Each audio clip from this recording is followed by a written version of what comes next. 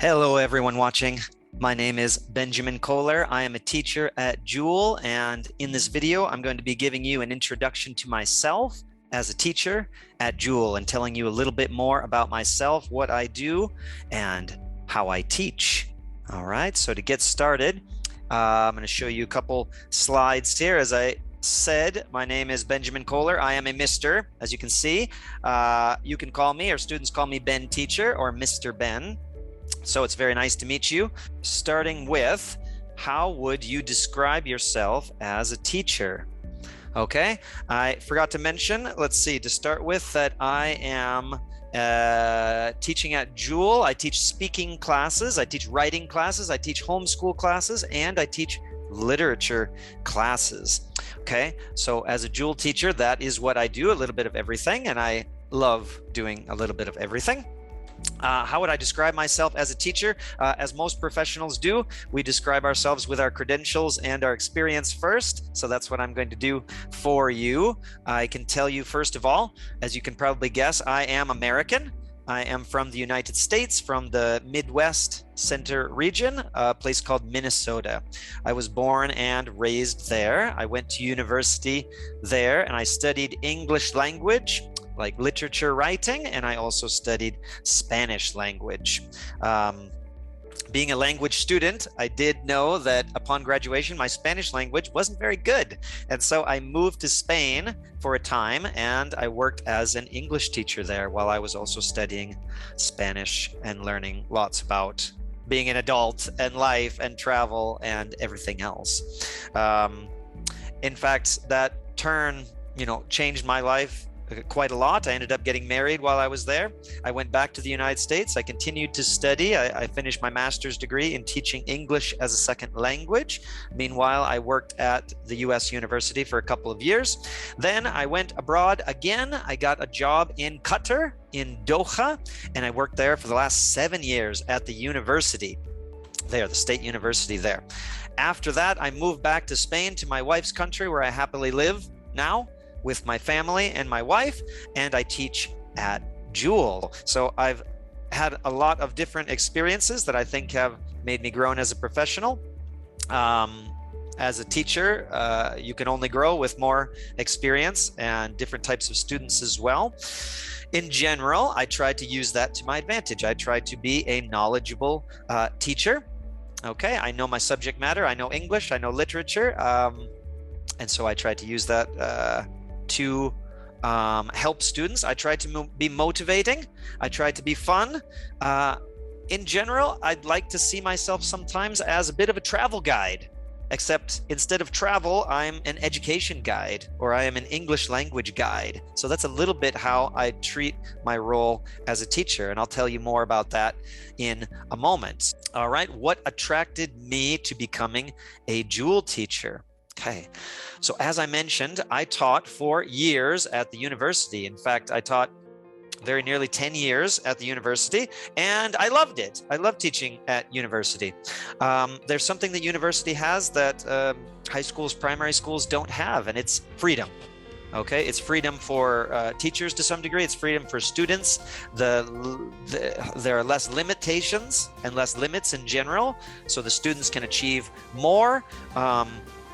I've always loved that. And the idea of Jool, what attracted me in the first place, was the idea that this is a university for kids, a university for kids. So someplace I love to teach, and you're telling me that these are actually the best learners, because they are. When you really get to know kids, you realize that their capacity for learning is greater than even you or I have. They learn in a different way, and that's something that we have to deal with as teachers and educators. But their capacity is beyond what adults might have. And so a university for kids is a perfect idea. All right. Again, kids have more creativity. They're more flexible. They're more open to new things. And the possibilities for a university for kids are endless, in my opinion, really. And so that's what attracted to me to Jool in the first place. What do I love about teaching? Okay, I did not always know that I was going to be a teacher. In fact, I like to tell students a story that I only knew one thing when I graduated my first degree, my bachelor's degree. I knew that I did not want to be a teacher, ironically. And oh, how life, changes us and our opinions. One day I woke up years later after having taught for years, and I realized I'm a teacher. I am a teacher. I have become what I thought I never would. And I was overjoyed at that realization. At that point, I did become much more professional. I studied my master's degree. I taught, I treated my profession much more seriously, and I grew a lot and learned a lot more. So what I love about teaching is helping others learn. And what I learned about teaching is that it's not so much about teaching, it's about learning. So the science comes down to, how do we learn? There are lots of different ways that we learn, and how can we as educators and teachers help students learn? This is really what teaching is all about, and this is what I love to do as a university teacher for kids, which is what I like to think I do here at Jool. I like to guide the students to discover things on their own. Okay, discovery learning is another name for it. So they are finding these things out in a way for themselves. It means much more than just being told, you must know this, you must memorize this. That type of information tends to stay with you for a short time. Okay, it's not very meaningful. On the other hand, when students choose to engage in the subject matter, they tend to hold on to this information much longer, and it becomes much more meaningful for them. And so that's what I hope to achieve. That type of achievement is a group effort. So I see myself not just as a guide, but a collaborator in the class. I help the student to achieve this. I try to help them have fun. I try to have fun myself. If this is happening, we are having some type of mutual understanding, a mutual benefit. In fact, we're growing together. It's a type of symbiotic relationship that happens between teachers and students. And over time, it grows, and it grows into something wonderful. And this is my favorite part about teaching. What do you think the role of a teacher in a classroom is? So I've spoken about that just a little bit, but I'll tell you a little bit more now. I think one of the keys is, don't do too much, but don't do too little. So there is a balance to be made in the classroom. Okay, we don't want to be telling the student what they need to think all the time. Okay, we don't need to be telling them what they need to do all the time. They need to be thinking for themselves at the same time. Okay, so it takes time and effort to develop this. But as I said before, teaching is all about the learning. The teacher is there to aid the student in this effort. Okay, they can't do it for them, of course. So I see a couple different roles of the teacher. One of them is expert. All right, and as I said before, the teacher is meant, and I'm meant to be an expert in the subject matter. I'm meant to know all I can about English language, writing, grammar, vocabulary, speaking styles, debate, discussion. Okay, if we're learning about a certain topic, I'm meant to know about that too. I think that's very important for the student to be able to count on the teacher, to ask questions, to get answers. Of course, if I don't know the answer, I'm more than happy to say, I'll find out the answer, or let's find out together. What do you think? So that's part of it. As I already stated, the teacher should, number two, be a guide, a collaborator, a helper for the student, not always saying everything that needs to happen, but helping that student to make decisions, questions, and find solutions on their own. Last of all, and maybe most importantly, is the idea that the teacher is a coach or type of trainer. I like to make the sports metaphor in that we just want to push and motivate this student to achieve on their own. It's them who are going to get, all the glory when they achieve. It's not the teacher, it's not the coach, okay? This is the star player in this game of education that we're playing. And so motivation and encouragement is absolutely key for a teacher to encourage that student to always do more. Next, what are kids capable of? This is a fantastic question. And I think the answer is they are capable of much more than we, the adults who are in charge of their education, think they are. Okay, many times, and what I mentioned earlier about loving teaching university is because we take away some of those limitations that are in place for in high school and primary school, where you have classrooms full of students and we want everyone to achieve a certain level. At a university level or an open level, we take away those barriers, okay, and let them advance as they might, okay? Of course, there's subject matter that we might have to scaffold and take one step at a time, but we might move much more quickly than you think we might.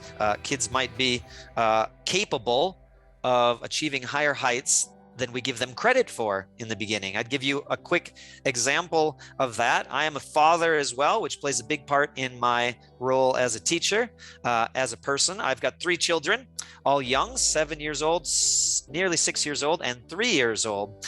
My children grow up bilingual, as I'm sure some of yours do as well. When children grow up bilingual, knowing 2 first languages, essentially, sometimes it takes them longer to speak.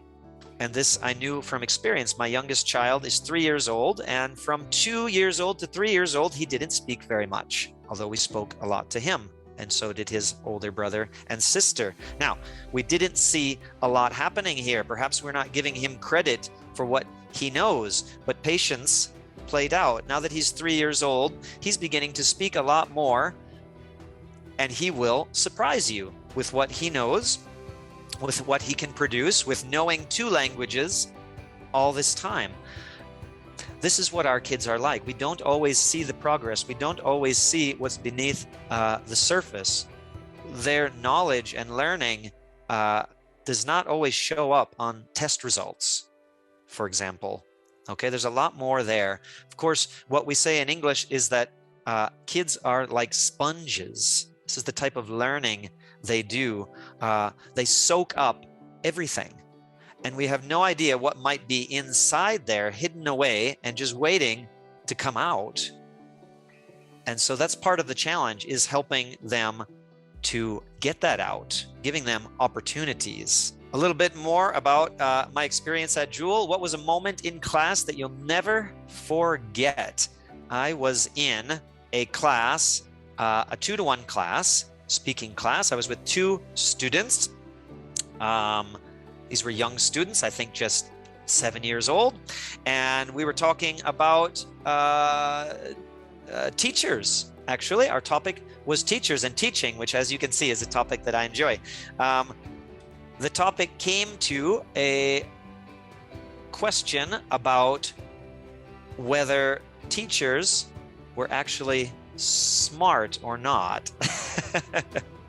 which is fun, because teachers ask so many questions. Why do they ask so many questions? Why don't they just tell us the answers? So do they really know what they're doing? Okay, sometimes the idea is to make it seem like you don't. And so in that way, we have this type of relationship of helping one another. So what happened in this class is we came to a head when we needed to decide if teachers were actually smarter than doctors, was the question. And we had one strong opinion that wasn't possible. The doctor is clearly smarter than a teacher. There's no way. Doctors are at the height of many professions and educations. And then we started to talk about this topic. And so where did the doctors get all this knowledge? How did they get to this point? Well, they studied. They went to university. Oh, and what did they do in university? Oh, well, they sat in class and listened to some teachers, and the teachers taught them different subjects. Oh, well, I suppose they did. And as we're speaking, a debate emerges, and the 2 students are speaking, and all of a sudden, without any of us being aware of this, a debate emerged, 2 sides, and a moderator came out. One of my 7-year-olds became a moderator, and she starts speaking as a moderator would, and this person has a good point. Okay, but let's hear the other side. How do you respond? Okay, what's your counter argument here? And so magic like this happens in the classroom, sometimes spontaneously, and that's part of what I love about this job. I think that's part of what makes Jool classes great, and why our students have so much fun and do so much learning in them. Finally, what's my favorite way to get kids to reach for the stars? Because again, that is our goal. We're trying to take away some of those limitations that they experience in other places. We're trying to let them make more decisions, have more, we call it ownership of their own learning, of their own education. Personally, I like to look at each class as a puzzle. Not necessarily a student as a puzzle, but the student's learning as a puzzle that I need to try to put together, to solve. I'm always looking to try to stimulate that child's interest in whatever topic we're dealing with. I want to make them engage with the subject matter any way I can. And so this means that classes vary from one to the next. As we have different relationships with our students, each student has a different personality, a different learning style. And so some classes, I achieve this through stories and storytelling. Some classes, we engage more in debate or discussion. Other classes, I tell more jokes. In other classes, we're a bit sillier, if you can believe it. In some classes, we play more games. In other classes, we do a lot more writing. And finally, we might even have more grammar and more grammar discussions in class. That last one, not so much. But it's possible. It's possible. And you never know. You never know when you're going to go there, when you're going to find something. So always trying something new is another way to appeal to students and to help them engage with, what they're learning, so they can do the same. All right. So that is my presentation for you. My conclusion is that I hope to see you in class. I hope to see you in our Jool classes. I think they are fantastic for kids. They're fantastic for learning. Our goal is to help them achieve more than they think is possible. And that's what we try to achieve every single day in our classes. So thank you very much. It's very nice to meet you. Goodbye.